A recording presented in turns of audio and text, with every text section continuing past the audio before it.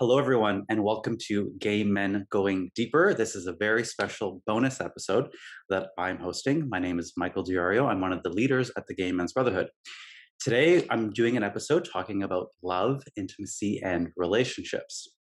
This episode is perfect for those of you who are looking for love, and it's also perfect for anyone out there who's already in a relationship.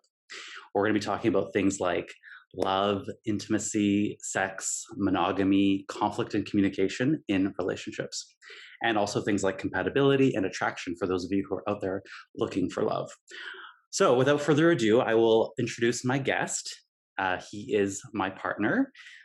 He's also sitting here waiting to come on screen. So, Star, why don't you join us? Oh, So, Star, why don't you tell the viewers, since they don't know who you are, a little bit about yourself? okay. Well, my name is Star. I originate from the beautiful Twin Island Republic of Trinidad and Tobago in the Caribbean.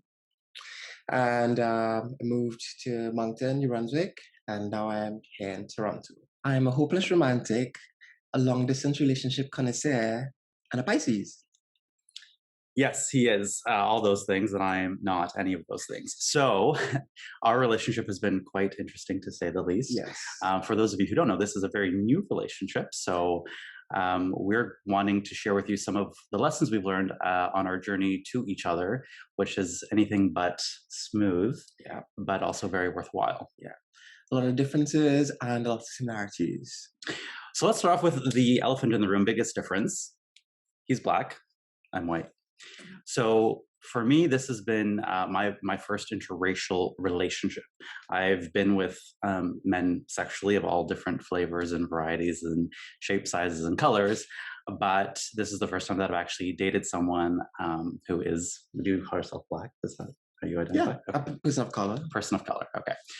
So I think that's one of the biggest challenges that I have faced because I didn't think it was going to be much of an issue. I was like, yeah, whatever, same difference. But what I've noticed, especially when we're walking around in public, people look at us way more than any time I'm with someone who is not a person of color. And they kind of look at me, and then look at him, and then look at him, and then look at me, and like I know they're thinking something or something's going on in their mind, and I can only imagine what that might be. Probably like I'm hoping they're saying, "Oh wow, they're such a cute couple." Yeah. But my point is, it's definitely something that I hadn't noticed before, and Star would say that that happens all the time, right? Yeah. Yeah. And for me, like it could be both things, either good or bad. The way it depends on how you look at it, and depends on where you are as well. Because in my life, I experienced various sects of racism and racial dynamics. So, for instance, like the same people that look at us, for example, some could say, yes, they look good together. Others, in my experience, would say, oh, this black guy is taking advantage of this white guy. I mean, in terms of the other parts for me that have been a bit of a challenge, is I didn't even know. Like when I was thinking, like, okay, I'm going to introduce you to my family. All of a sudden, like, oh, wait a minute, like, how's that going to go? And so these are things that I never would have had to think about before. And now it does give me reason for pause. I'm like, okay, wait a minute, how is so and so going to receive this? And how is so and so going to take this? So it serves to remind me that I need to stand firm in my love. And I think for in the beginning when we just started talking, our first questions was, "Have you ever been with a black guy?" And I had. Yeah, because I asked this for various reasons.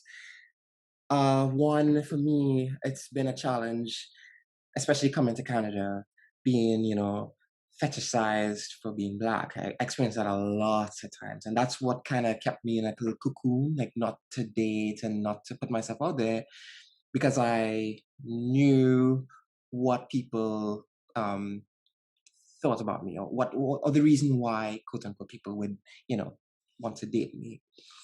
So that kind of helped me come out of my shell, when we started talking, and I was like, okay, the black thing is not a novelty for him. He's experienced that already. So Can I be honest? I did have that moment. Actually, I think it was maybe chatting with you that when he said that, I think you said something along the lines of, people only see me for that, or they fetishize, sexualize me, and they don't see that there is this human being in addition to that, that they just fail to want to get to know. And that really, made me think. And I was like, okay, well, I'm gonna get to know this guy. And I did. And guess what? Like the best part about him is like what's in here and like what's in here, and there's so much more to it. So I think the important lesson here is there is more to someone than how you fetishize them, and they are human beings at the end of the day. Yes. Couldn't say it better myself. So let's talk about long distance, since you did say that you're a long distance aficionado. How would I Yeah. let you take this one away? Well, for me, long distance is just means to an end. It's a pathway of growing and getting to know each other on a deeper level, could potentially be a deeper level, until you physically able to connect with someone. It to me gives the opportunity to get to know someone deeper. Where can I? Okay, I'm also going to say this. He has been in like I think 3 or 4 long distance relationships, successful ones until they weren't. But he has done this before. My stance on long distance relationships is a hard no. No, I don't do Yes. it. It's just not like I live downtown Toronto. So if you're not a few blocks away, if I can't get to you in 20 minutes, this is too much hassle for me. Why would I date someone who's, in a different province Right. and who has to take a flight to get here? And I tried. I really, really tried. I was like, okay, he's getting to know me. Okay, he's getting into the groove of things. He's probably gonna, start, showing me some signs that he's interested. Nope, No. nope, nope. And in fact, it was all of a sudden it was starting to get. I felt it was getting kind of cold, and I realized, okay, I have to kick this up into gear. Like I booked a flight immediately and got here. And that is what I was like, okay, now I'm paying attention. I'm like, this bitch is serious. But then when he booked the flight, I didn't even believe you. Like Oh when yeah. he booked the flight, I was like, yeah, okay, sure. Guys, he booked the flight. I booked the flight. I told him the date, and he still made plans for that day. I'm a little bit maybe pessimistic, more than I should have been. But he showed up. We had a great time, and I think it's also important to note that because we met online, we made an agreement that we weren't going to have sex, Yes. which I think was really good for us because it gave us a safe container from Yeah. which there was no pressure. Yeah. I felt relief thinking, okay, I'm just going to get to know this guy, sense his energy, Yeah. sense what he's like, sense what we're like together. And when I was coming, we both agreed as well that we have no expectations as to even a relationship. We're just coming as friends, get to know each other better, and see if we really clicked. Yeah. So it was no pressure, and I think that helped us be our authentic selves.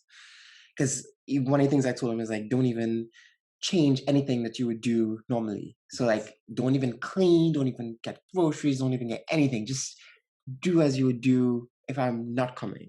Which I was I believed him. So when he showed up the first time we met, I think I was wearing my pajamas. Yeah. Because you came from a flight early in the morning, Yeah. and I met him in the lobby wearing like my track pants and a Yeah. t-shirt. Like I didn't dress up. I did exactly what he said. But this is a really good point for anyone out there who is looking for love or wanting to date. It is very important to remember that you want to be as authentic as you can from the beginning. Now, I realize when you're first dating, you want to put on a little bit of a mask. You want to show them your Yeah. best sides of you, but don't be someone you're not. Exactly. And one of the things that really allowed me to fall for this man is when he said that. And I was like, oh, like he just wants me to be me. And so immediately relief came through me. He just wants me to be me. We already agreed we're not going to have sex. So I don't need to like think about that at all. I can just put that on the sideline and focus on getting to know him. And so this is something that I definitely would recommend for anyone out there, whether it's long distance or not, or COVID or not. If you can make a commitment to say, okay, for the first 3 dates, even 1 date, I know it might be hard for some people, just say, I just want to focus on getting to know you without the pressure of what this is going to be, when we're going to fuck, and all that good stuff. And we kept our word, by the way. We didn't do anything physical. We didn't have sex for. Well, we did some stuff. Well, it's not Yeah, sex. not sex. Yeah, let's talk a little bit more about that vulnerability of being our authentic selves, because I think this is a really important point. But it's so easy to say and very, very hard to do. And even to this day, we have challenges with this. So, what would you say is maybe one of your biggest tips for um, being your authentic self in a relationship?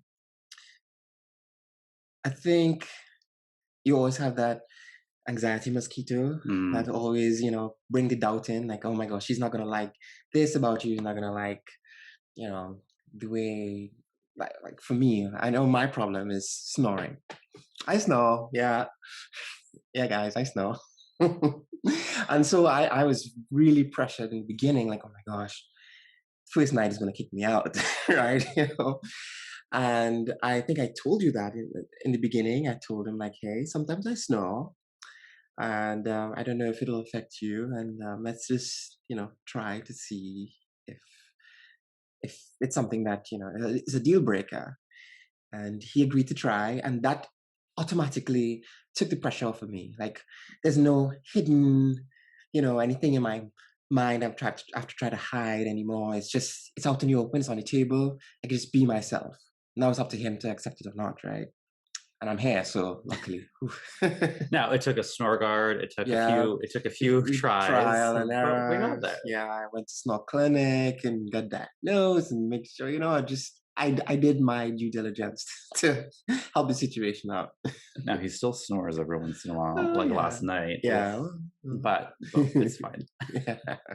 So, and then I think from my perspective, I mean, I said the same thing, that I would put my baggage on the table, and I have a lot of baggage, which I didn't really know I had until he showed up, which is, I think, an interesting thing. And this is the beauty of relationships, Yeah. right? So a little bit of context for me: up until Star showed up in my life, it was about almost a year of COVID, so I was living alone. I live alone in my apartment. Before that, for 6 months, I was traveling by myself all over the world. And so I got really used to being by myself. And whenever I wanted company, I would go out and get it and then have my fun and then be done with it. And it was always on my terms, which I love. I'm a bit of a recovering control freak. Yes. So I didn't have that opportunity to really face my baggage, face my shit, face my stuff that sort of I carried with me. And then when he shows up, and we're in lockdown here in Toronto, we've been in lockdown. Actually, the day you came here was the day that we went into lockdown. He was here all the time. So we're together 24 hours a day, 7 days a week. So I have no choice but to face all of my demons that I've been ignoring. And for me too, like I didn't realize things because I worked on myself for the entire 2020. I thought, new year, new me, that kind of thing that we all have, quote unquote. Um, and I thought, okay, I'm much better than where I was before. I've realized things I didn't know that I had to unearth before, and I was good. What do you think is your biggest one? Your greatest Uh, lesson so far? my greatest lesson, I didn't realize how much fear held me Mm, back. hmm. Even now, I still struggle with it because, nothing is sure in life.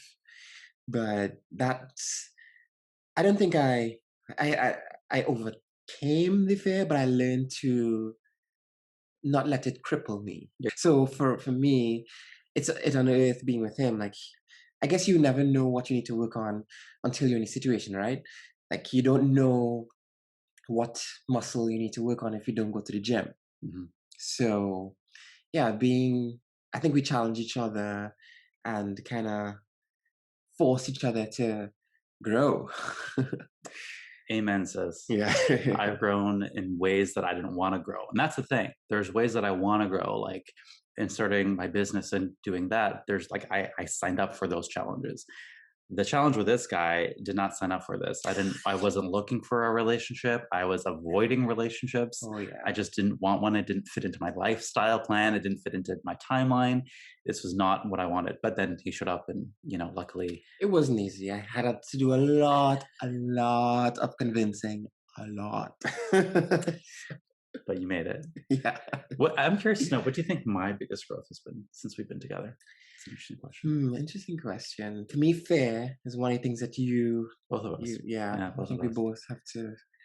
Specifically, I can say, I mean, I have no trouble sharing this. Is two things that came up for me when I asked that question to you. One is I had a lot of baggage from my ex, which I thought I was over. And intellectually, I was over that phase of my life. Yeah. But emotionally, spiritually, maybe, Yeah. like on a very, very deep level, I was carrying that relationship with me, including the good, the bad, the ugly, all of it. And so I think it was a conversation we had on New Year's Eve. I think it was New Year's Eve. I Right. think it was our New Year's Yes. Eve. We had a Yes. very, very powerful conversation about Yeah. this. And he knew that I was carrying it and I refused to see it. And then on that day, I finally was like, okay, you know what? You might be right. And that was a very big moment for me. The other thing is that I tend to, when things get tough in relationships or just life, I have a natural tendency to just, my way of dealing with it is just get the hell out of there, Yeah. run away, escape, be like, peace, I'm out, bye. And that has been my pattern throughout my life. And that's why I'm very independent. I value freedom, independence. Too independent. Mhm. I do things on my own and I'm perfectly fine on my own. I love being on my own. And so when things get tough with us or got tough with us, I had this just desire to be like, fuck it. I don't want this. I'm over it. Get me out of here. You know, go home. I'm done. And I'm the opposite. I guess only recently I identified. I didn't know that there were attachment styles. I think that's the term we Hmm. use. Hmm. So we are very opposite when it comes to this. So I'm more the Anxious. anxious Yeah. attachment style. So when he is triggered by something, he retreats. When I'm triggered, I want to attach and Yeah. come to more like let's talk. Yeah. Let's Or is I'm like, get the hell away from me. yeah. I don't want to talk to you right now. And so that has caused a lot of Yeah. conflicts. Like Yeah. let's be honest. I mean, we've Yeah. gotten through it because we're here, but Yeah. we have had some doozies of arguments. Just a bit. Yeah. Just a bit. Okay. Let's turn this into like advice for people out there. So if you're Yeah. someone who's already in a relationship where you disagree, or maybe you feel like you're not compatible in certain ways, like what would be the advice? I would say for me, patience. And what I would do to tap in, like when he was really aggravating me to the point where I was like, I'm over this, get out of here. I would close my eyes, like right in front of you. I would do this. Oh I would yes. close my eyes and like tap into like my heart here and be like, I would just remind myself like, I love this man, and like whatever's happening now is just a thing, and I need to find what it is within you that would kind of bring him back Right. I think and it's bring me my back. inner ego, I would say. My Yes, ego. yes, Because for me, like in the earlies, when he goes into that, closes his eyes and, just to me, I interpret that as, oh, he's ignoring me. Like he doesn't want it just what is he saying? Because I don't hear what he's saying in his mind, right? right, I don't know what he's thinking. yeah, So for me, I'm like always thinking the worst. Like, oh my yeah, gosh, why does this bitch here? Like I took things personally. And that's the thing that I'm still struggling with to this day. I think that's one of my biggest challenges now is not taking things personally. So my advice is don't take things personally. and ask questions. Yes. Oh, yeah. Okay. Yeah. Yeah. Yeah. In the beginning, I would assume a lot. Everything would be because it's easy to assume, right? It's easier to assume than ask a question. Because for me, I felt like asking a question would aggravate things even more. Mhm. But when you assume, and my mind filled in the gaps for the worst things, right? Which make things worse anyway. So, Yeah. guys, don't assume because assuming just makes an ass of you and me. And I think for me, it was more about reminding myself of why I love him, and just tapping into like, regardless of the argument, regardless of what's happening at the surface level, like, do I want to be with this man? And asking a very honest question to my soul, not like in this moment do I want to be with this man, but like deep within, do I want to be with this man? And the answer was always yes, clearly. And I was like, okay, well, if I want to be with this man, then I got to figure this shit out. Relationships are not easy. It's not. It They're not takes easy. work. Yeah. And so, here's a good point for anyone out there who's single, who really wants to be in a relationship. Do not think that when you get into a relationship that all your problems are going to go away. You're going to trade in single problems and you're going to get relationship problems. They will be there. I promise you. And for those who are in a relationship and there's conflict or turmoil in it, don't think that, oh my gosh, this person is not right for me. Just give it a chance. I mean, I'm not saying be in a toxic relationship. You have to identify if this relationship would be, violent or toxic, could jeopardize your safety. But if the answer is no, then really give it a go. Don't give up so soon. Just give it a go. Compatibility at the surface level is very different than compatibility at the love soul level. We are not compatible at the surface level in many, many ways, but on the ways that matter, we are super compatible. Like we have the same values. And that's why I said there's lots of differences, but lots of similarities as well. Yeah, and I think it's a matter of for me, like what are the differences and how important are those differences versus what are the similarities and how important are they? Like, a question I like to ask is, where do you see your future in a year, 5 years, 10 years? And if that looks similar to mine, then we're going in the right direction. How we get there is going to be completely, who knows? One of the first things that we talked about was monogamy and our view on that. I think it was actually you who asked me. Yes. Yeah, because you had a very strong stance on monogamy. Yes. Why don't you go? I was fiercely monogamous. Fiercely monogamous. Like, if you even think of another guy as like, oh, you cheated, you bitch. That was then. I mean, not now. I mean, like over the years. I mean, I've been dating for 17 years. I guess 17, 18 years, and always monogamous relationships. And 9 times out of actually 10 times out of nine, they all cheated. Sorry for my exes out there listening, but I'm just bringing the tea. If I think about it carefully, without judgment, without prejudice, the people I know the longest, who are in long term relationships for years and years and years, all are open. Who are gay? Yes, okay. Yeah. Are open. They were open at one point, or are open, or were monogamous and turned into openness. So I sat with myself and I realized, maybe I'd like to give it a try. Let's just try. And so one of the questions I asked you was, what does that look like for you? For me, I was ready to start monogamous, build a foundation, and then after maybe look at something, what that could look like or turn into later. So my history, Yeah, you say it because I don't know. my history is that I've only been in monogamous relationships, and they were all long term. So my relationships, the shortest was a year, and the longest was 4 years. I had learned from my previous relationship that monogamy was something that I valued. However, it wasn't sustainable for me in the long term. So that was but I've never done it before. I've never been open, sorry. So what I had told Star was that I know for sure that I cannot be monogamous for the rest of my life. Like I can't, I don't think it's within me to do that. So we kind of started from that, and we are in agreement now that it's something we want to do in the future of our relationship, and we know we're going that way.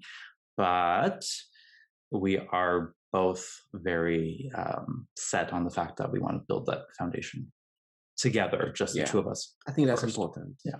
That'll be our challenge, and that's we both know that's going to be one of the biggest challenges for us going forward. And so we will let you guys know how this goes, as we progress. And don't be afraid of it. Like, guys, I know what you think. I know what you mean. I know how you feel. I feel it too. It's a lot of fear. This whole concept is very, very frightful. I'm telling you. It is. It's not easy. It's not comfortable. But just like anything in life, you need to shake things up in order to change, right?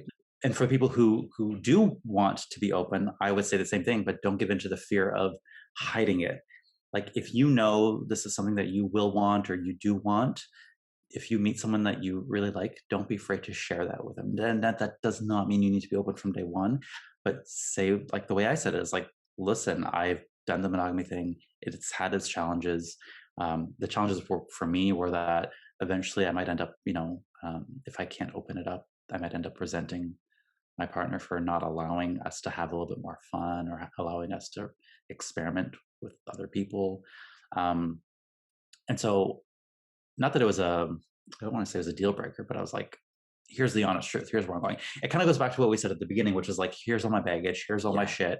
Here's everything I want. Take it or leave it. Yeah. Versus I'm only going to show you the things I want you to see so that Yeah. you like me. And then surprise, once you're in it, Exactly. I'm going to spring it upon you. I didn't do Exactly. that. I was like, here's what it's going to be. Either you're with me or you're not, which is challenging to do. There's a lot of fear there as well. I want to recognize that. Oh yes, definitely. This all goes back to the idea of knowing who you are and what you want. Um, the greatest lesson I've learned through all my previous relationships, and they've all been so helpful for me. And I thank all the all the people who came before you. I But thank them too.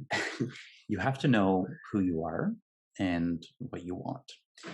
And through that work that you do, really deep within, I fully believe, and it has been true for me in each level of my life, that you will attract the right person for you at that time. 100%, that is always the case. And with Star, the great thing, and it was very scary to say, here's all my shit. I told you I work a lot. My clients come first. You're not going to be a priority for me. I want to be open eventually. Um, I'm avoidant at times. I can be unemotional at times. Like I told him all the stuff. Yeah. Very scary because I'm thinking, either he's gonna say, "Sure, I'm down, I'm game, let's do this," or he's gonna be like, "Peace the fuck out, you crazy." And luckily, he decided to stay. So this is what I talk about in a lot of my workshops: is put out there what you want. Say what you want. If you're on Grindr and you want a relationship, say, "I want a relationship." Yeah. People who want a relationship will message you. People who don't won't, and that's okay. What I see a lot of people doing, and I was guilty of this too, is because I wanted more messages, more people in my inbox or in my whatever you want to call it, in my grid for Grinder. You try to please everybody at the expense of what you want, and Right. and that is not the right way to do it. You might get 100 messages and none of them are going to be compatible, versus by putting specifically what you want in your profile and not being and being unapologetic about what you want. You might get only 5 messages, but those are going to be 5 quality leads versus 100 of, hey, sup, wanna fuck, that kind of thing. Yeah. But yeah, my advice, it kind of jumps off of what you're saying, is just be authentic. Like, be you, unapologetically you. It's scary though. Let's Yeah. talk about the fear. Like I think it's easy to say that, but what can we tell the listener slash viewer about the fear that comes up? Because I want to acknowledge I say this to you now, Yeah. but it was very scary. Yeah. How did you get over the fear? I ask myself, do I want to be someone I'm not? Hide who I am and be this version that I think he would love, and then love him, grow you know, into love, and form this relationship, and later down, my authentic self ha- will come out, right? Yeah. This inevitably come out. Then he leaves, and I'm heartbroken. Or do I put everything on the table from the start? Like, you have an option to back out now before feelings grow, before, we get more invested into this. So at least we know what to expect from the get go. So there's no surprises or less surprises. There's always surprises. Like, he's full of surprises, guys. Like, just when you think that, okay, you know who he is, he starts speaking French. It's like, when did you learn French? Anyway, but that's my point. Like, just be authentic of who you are upfront. And I always tell him, like, show me your fangs, show me your teeth, Mm, so that I can love you through it. mhm. If we had done the same thing where I didn't say that, I didn't say, here are the things that I'm working on, here are the things that might be an issue, Yeah. he would have learned that the hard way and been like, who is this bitch? Right. Where Right. did he come from? Right. But it was hard. And I think for me, getting over the fear, what advice could I give about the fear is the way I looked at it is the reward is worth the risk. Right. And I mean, I've been doing a lot of work on fear with myself internally over the last year, but it did come up with him. And I thought, I'm going to show him who I am, Right. even the ugliest parts of me. And I thought, there's times I thought he's out for sure. This is done. And I kind of came to terms with it, even though I didn't want that. I was like, I hope he doesn't leave. I hope he doesn't leave. But the fact that I did it, I think, has helped us tremendously in the long run. That's another thing. If you can get over that in the beginning, not like the first date or anything, guys, but just like Yeah. give it some time. But if you can get over that in the first month of dating, then I think it serves you so far in the long run. And for me, being a highly sensitive person, it would trigger a lot in him because I would get offended very easily. My biggest thing is I've said to him from the beginning, I'm not going to be in a relationship where I need to walk on eggshells. Like if I'm going to be here with you, I need to have a safe container from which to like express myself. Anyone who follows me knows that I'm like my motto: express yourself, don't repress yourself, because then it comes out. And that's where you want it. You don't want it in the shadows, Right. sabotaging the relationship. You want to bring light to it so that you can both work on it as a team. Really, like it's my shit to work on, but the way that I like to think of it is like, hey, here's my shit that I'm dealing with. Here's how I'm feeling: abandoned, rejected, pain, whatever it is that I was going through. I just want you to know that this is how I'm feeling, and then he then can help me work on it. I think at the end of the day, we all just want to be seen and heard, and we want to be loved for who we are, right? But at the end of the day, if we want to be loved for who we are, we need to be willing to show people who we are. Exactly. You can't be loved for who you are and then show someone a version of you that you're not. Exactly. And I think that has been our journey together. And I think every day we get better at it. But there is conflict. Conflict actually helps you get there. Conflict is not something to avoid.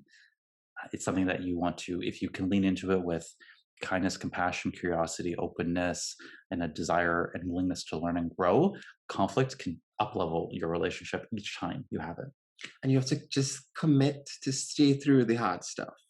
For me, I know it's a short space of time to bring up so many topics because we we unloaded a I lot. know, right? Yeah. Welcome to our relationship. Yeah, join us. Okay. Not yet.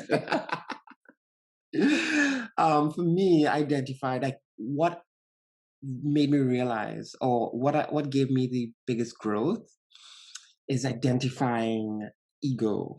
Because Mm. my ego, that was a huge factor in change and bringing about change, and really asking myself, what thoughts am I having? Is it serving us? And if no, then it's most likely the ego talking. Yeah.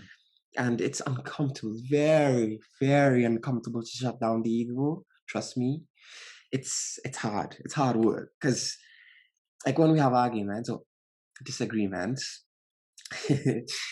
for me, my natural ego would be, okay, he upset you, just don't talk. Just go in the bedroom and just stay there all day. If he doesn't come, he doesn't come.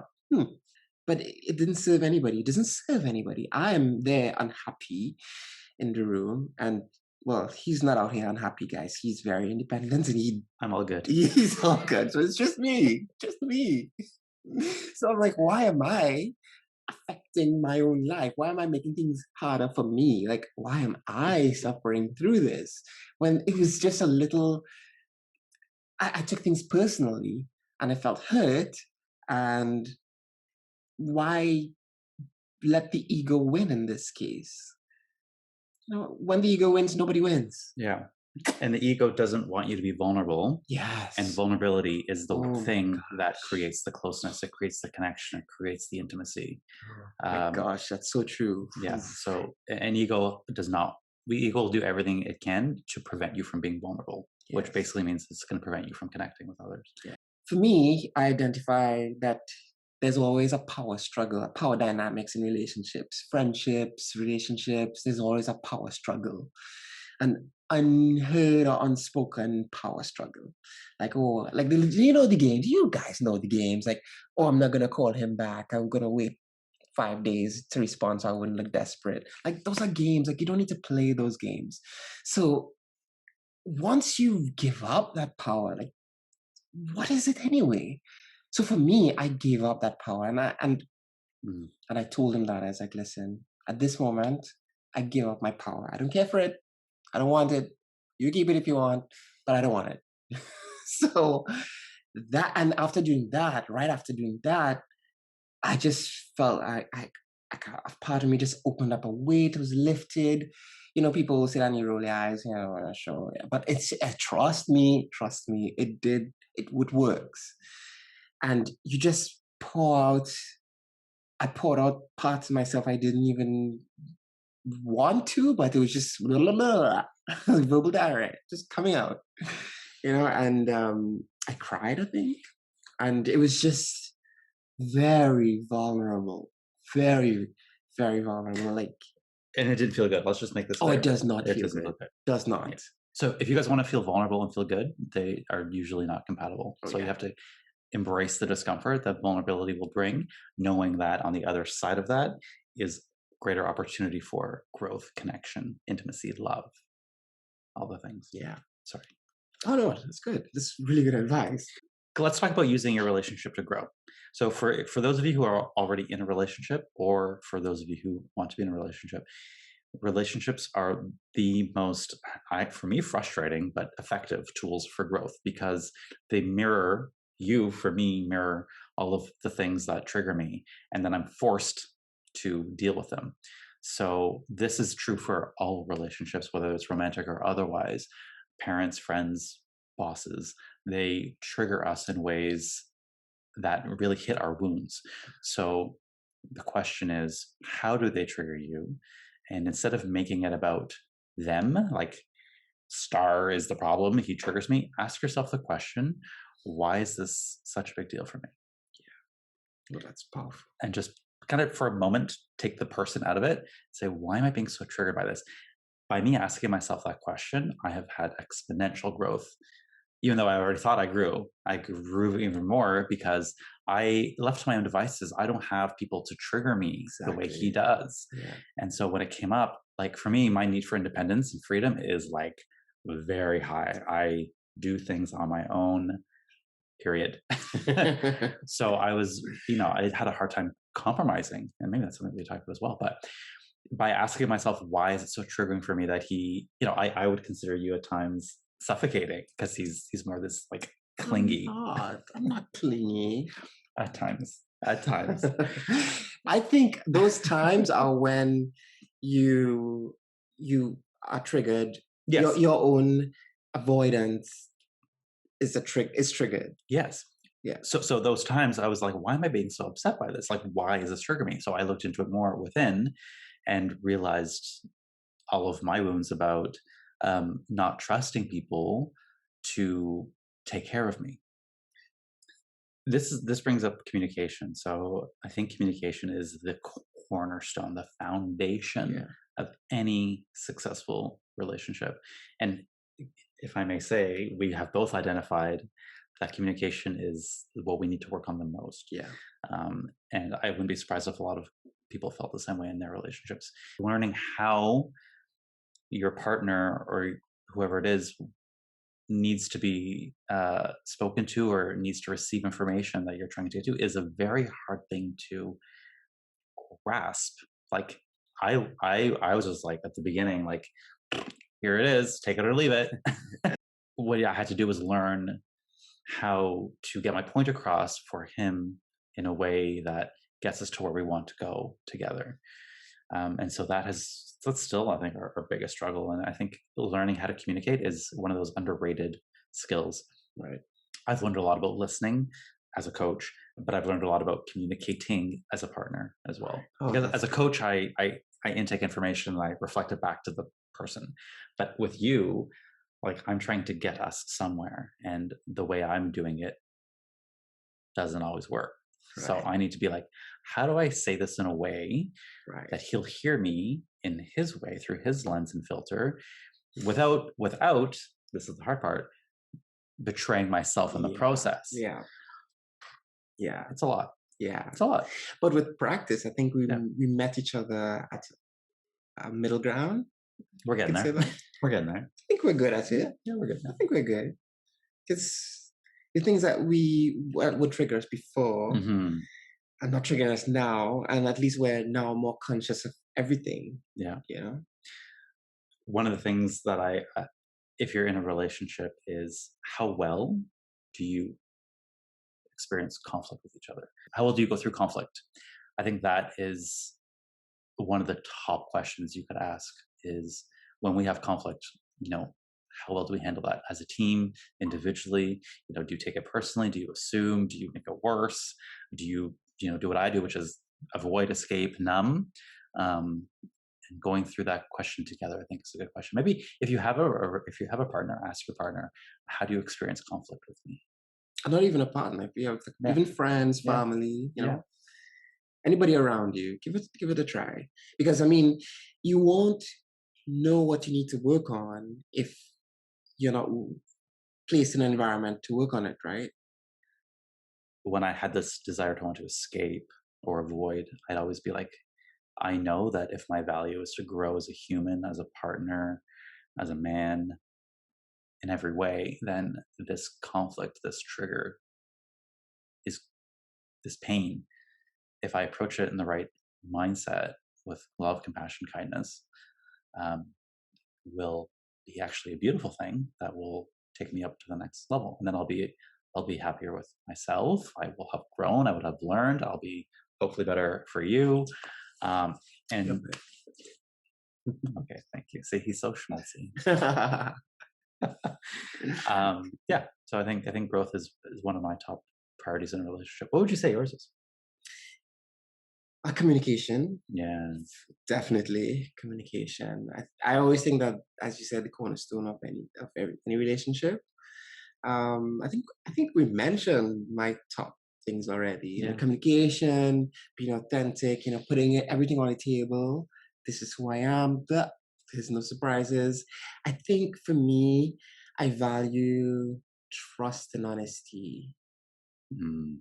more than, yeah, it's pretty high up there. More than anything. Like in the beginning, we made a promise each other to be open and honest at all times, regardless good or bad, indifferent. Just say it, And so I think it took you a while to trust that, Hmm. Yeah. but when you did, Yeah. I have abandonment wounds.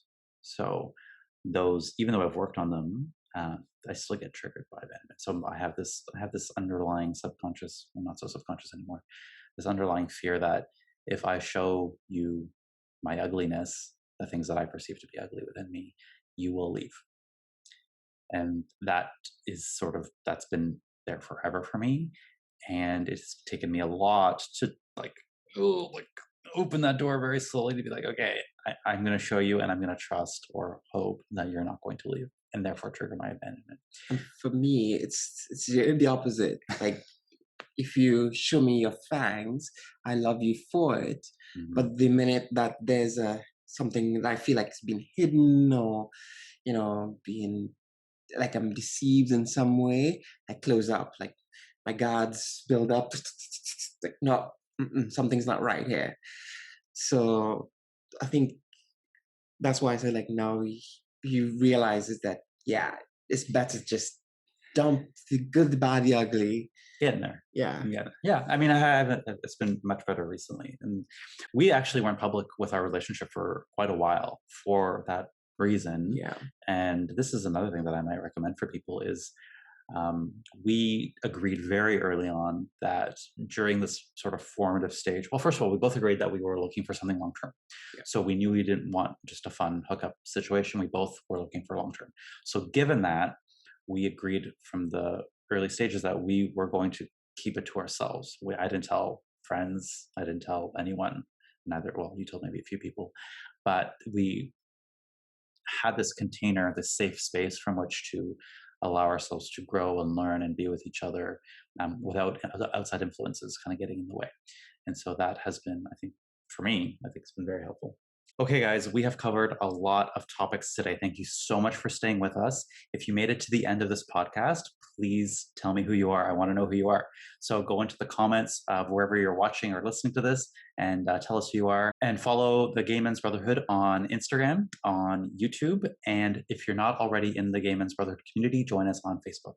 Instagram. Any last words? Oh yeah, and if you want to know more about what we discussed today, drop us in the comments. Like, let us know. Maybe you'll see more of these. Yes, we're happy to share and invite you into our relationship to an extent. All right, bye, guys.